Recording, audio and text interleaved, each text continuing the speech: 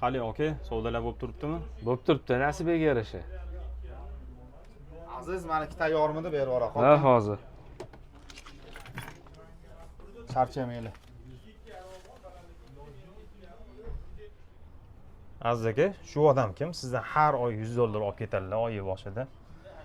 O'tgan oy ham kelganimda olib ketuvdilar. Arendatormilar bular? Bu odam arendator emas. Bu odam muzorabaga, ya'ni o'sha mana shu tijoratimga pul tikkan odam. O'shanda har oy bularga ulush ajratyapsiz-da o'shanda. Ha. Hisob kitobingizda, ya'ni muzorabaga pul bergan odamga har oy bir xil ulush chiqyaptimi o'shanda? Ha, 1 yildan beri mana shunaqa ishlab kelaman. Qanaqasiga? O'zi qanaqa kelishgansiz, aytib beringchi? Aziz, ishlaring yaxshimi? Tinchmisan o'zing? Rahmat aka, bo'lib turibdi.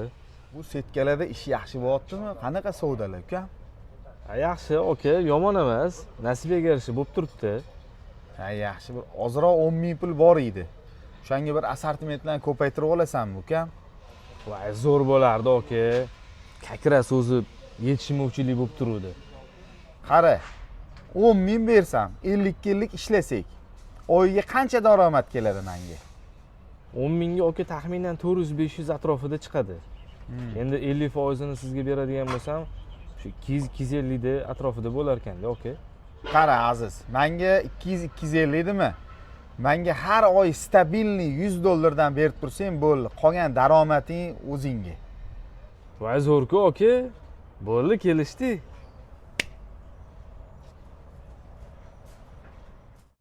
Shu o'shandan beri mana shunaqa ishlab kelyapmiz.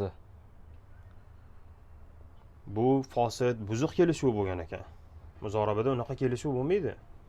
Bu ayni riboga kelishuv bo'lgan ekan. Muzorabada pul bergan tomonga siz tijoratdan tushgan daromad foydadan mablag' ajratishingiz kerak bo'ladi. Ya'ni kelishuvingizga ko'ra. Qanaqa kelishgan bo'lsangiz, 50 ga 50 mi, 60 ga 40 mi, o'shandan kelib chiqib pul ajratasiz. Ammo bu foydadan bo'lishlik kerak bo'ladi. Lekin siz qanaqa foyda qilishingizdan qat'iy nazar muzorabaga pul bergan odam o'zgarmaydigan summani har oy sizdan olib ketishligi bu umuman buzuq kelishuv bo'lgan.